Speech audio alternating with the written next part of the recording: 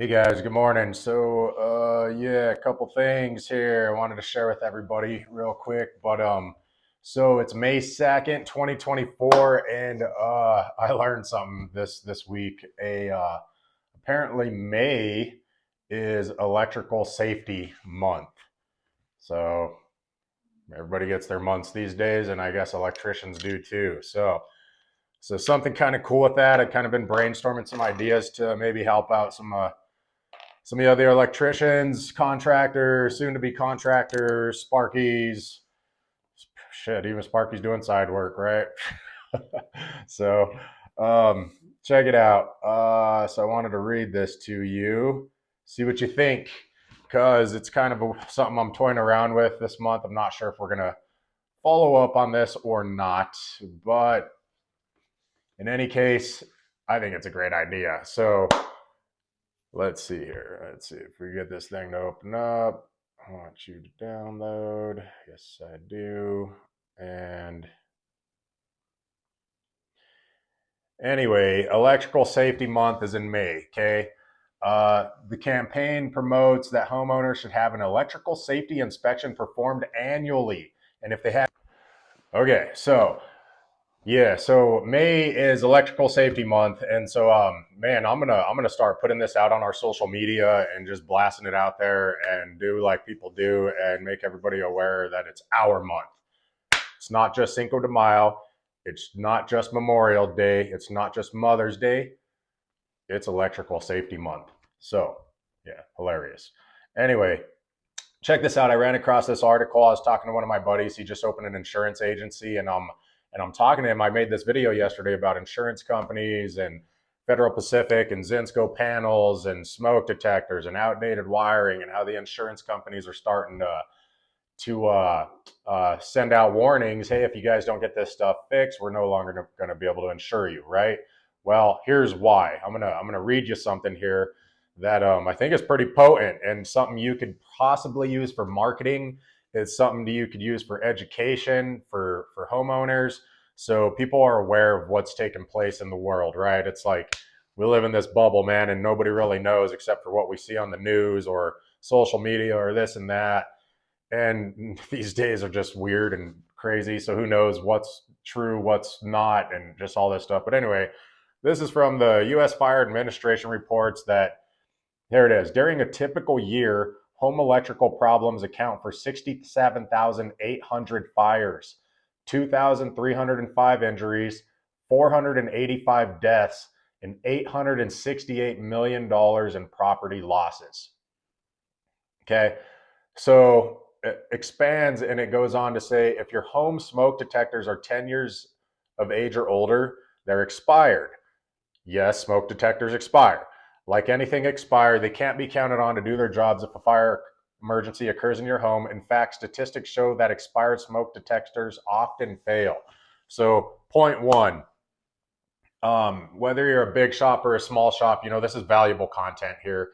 And this is absolutely true. You could go to any smoke detector manufacturer's website or just probably even on the box, probably have a smoke detector sitting around here somewhere, I feel like. I did. But anyway, yes, they expire, right? And so obviously smoke detectors are important. CO2 detectors are important in a person's home. So maybe marketing towards these older neighborhoods, maybe targeting this type of stuff on your social media account where you're offering specials or deals. Hey, upgrade the entire system. Let us check it for you. I saw on Amazon the other day, I just ordered some actually, and it's a fake smoke, right? You can blow this fake smoke up into the smoke detector to actually test it, real live test, right? And make sure they're all interconnected, make sure the CO2 detectors are working properly, all that stuff. So real low hanging fruit for easy service calls, you know, easy money for contractors, electricians, whatever, to get in there and to be able to share this information with them, why it's important, when they expire, how they work, how they should be working. They should be interconnected. Battery operated is garbage, you know, all this stuff. So it gives you some opportunity to sell some stuff this month, right? Or any month for that matter. But May is our month. So anyway, going on to expand. This is just something I'm kind of putting together for our social media to see if it's going to work. But yeah, I'm gonna hand this over to my SEO lady and have her put it together, and we're just gonna start blasting it out on our Facebook page and just basically our Facebook page. That's where we do a lot of our marketing for homeowners. But it says May is National Electrical Safety Month. To help you give you peace of mind that your home's electrical system is operating safe and sound, King Electric is offering free home electrical safety inspections. During this inspection, our electrician will look for, and here it is. This is big time. So we're looking for loose service panel connections. So we're physically opening up the breaker box or boxes. We're physically checking it. Flashlight. I go to the extent of taking a heat gun. You're taking your screwdriver, checking all your terminals, making sure they're safe. You're making sure none of your breakers are double tapped. You're making sure that a number 12 is on a 20 amp breaker, number 14 is on a 15 amp breaker, number 10's on a 30 amp breaker, and number 8's, 6's in a house. That's about as far as you're going to get with the 40 and 50 amp double poles for your HVAC, plumbing, hot tubs, EV chargers, whatever it is. So you're looking at everything in that panel, making sure all the grommets are there, making sure there's nothing loose, making sure there's nothing double tapped. If you see any discoloration on the breakers, I'll go as far as I'll turn that breaker off. I'll take it off the bus and I'm inspecting the bus back there to make sure there's no charring, no arcing, no hot spots. You can take your heat gun, have the homeowner turn everything on that they can, right? I love this one right here is where I'll go in there and I'll be like, all right, let's crank it up. Let's turn on the hot tub, turn on the dryer, turn on the microwave, turn on the range. Let's get this baby going. Let's see how much power you're actually drawing. And I'll put my amp clamp on the mains. I'll start at the mains and work my way down, but I'll show the homeowner this is reality of what your house is drawing right now, right? So and I'll show them the panel so they see the value, right? Like most people aren't opening their breaker boxes to see what they have in there. So if they have a professional electrician, a licensed electrician on site, walking them through this, I think it provides a ton of value and makes them trust you, right?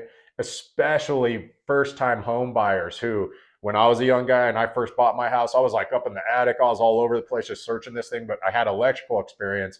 But some of these guys don't have like a hands-on construction experience. So it's cool to have an electrician in there explaining it to them, snapping pictures. They're snapping pictures. They get a feel for, all right, my house is safe, my newborn is safe, my wife is safe when I'm at work, all those things. So we're looking at the panel number one. What else? We're looking for the burnt bus bars. We're looking for outdated wiring, right? So we'll go as far as popping the attic real quick, and I won't necessarily jump in there for a free inspection, but I am up there with my flashlight looking for knob and tube, cloth wiring, open junction boxes, poor splicing, whatever I could see and point out, say, hey, there's some more stuff up there that we should probably look at. So if you want to schedule us to get up there and really dig into this, there you go, right? Your free inspection now turned into a little bit of money. So another thing we're looking for is GFCI protection. So number one, obviously, we're going through with our plug checker and we're manually tripping all GFIs and all the outlets connected to that circuit as well. We're also checking to make sure GFIs are in the right locations, right? So all your exterior stuff, your garages, front, back porch, HVAC service receptacles, your kitchens, your bathrooms. What else? What else, guys? Utility room, unfinished basements, stuff like that within 6 feet of water, right? So basic stuff. We're looking for GFI protection, making sure they're functioning properly. What else are we looking at? We're looking at current code violations. So things like, you could go as far as explaining how new construction requires dual function and GFCI protected breakers, right? Almost every single circuit now is either a dual function or a GFI breaker. So why do we do that, right? So that's something that I would be explaining. Hey, we do this for arcing. This is how arc fault breakers work, and this is why it's important to have them installed. And as you guys know, we're dealing with older houses, and if you're sharing neutrals downstream, that arc fault's not going to work properly. So then you got to kind of be careful with that stuff and how you're explaining it and what you're promising people, and not just being super upfront with them from the beginning is what I like to do. And honest, like, hey, there's always usually unforeseen things, and these are some of the things that might happen.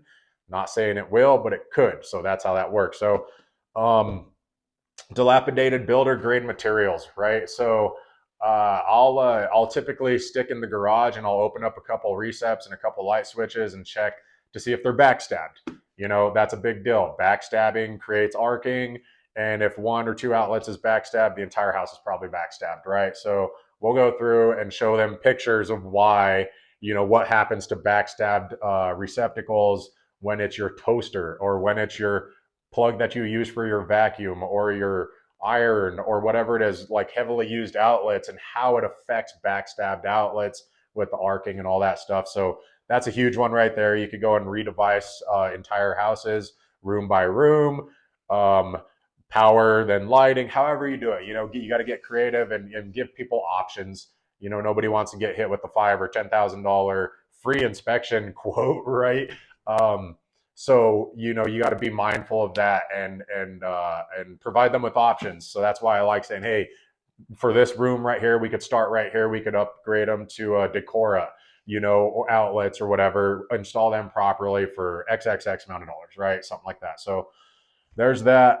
We already went over smoke detectors. We're looking for expired smoke detectors. We're looking for interconnected smoke detectors. We're looking for CO2 detectors in the proper locations outside of bedrooms, and we're looking for obviously defective smoke detectors. So that pretty much sums it up. You know, you could get in a person's house and out of a person's house like in 15-20 minutes with this stuff right here. And if you get good at this, you know, you have your checklist, right? You're checking it off, you're making notes, you're taking the pictures, and you're presenting this to the homeowner afterward. And obviously, you know, this is somewhat of a sales tactic, right? But we're offering free value. We're showing them, hey, these are what can be a concern, what's safe here, what's not.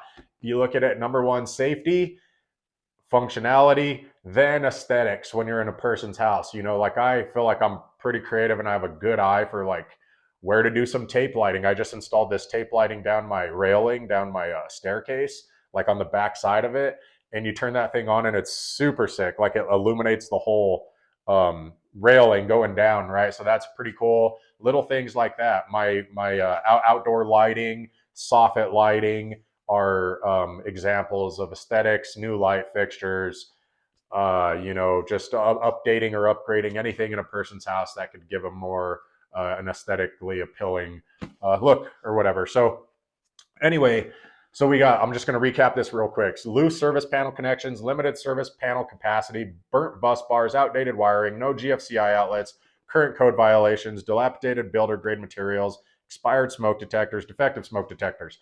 That's what our free inspection is going to encompass. And this is all, you know, whatever your value is for that. Let's say this is a $250 value, all for free. I mean, that sounds pretty low, to be honest. For most people, it's like, if it was like a $600 value for free, they'd probably be like, oh, yeah, I'll do that. So you got to be careful there too, right? It's like if you're providing something that's free and you say, oh, this is a $200 value compared to a $600 value, whatever the value is for you, um, it has a psychological effect on people where it's like, well, 200, that's, I could pass. 600, I may consider that, right? So that's how I think. I don't know if everybody thinks like that, but it does have kind of this psychological effect on people. So after that, you know, this is a whatever XX amount dollar value for you guys, all for free. It's our way of giving back to our community and supporting issues that's so very important to us.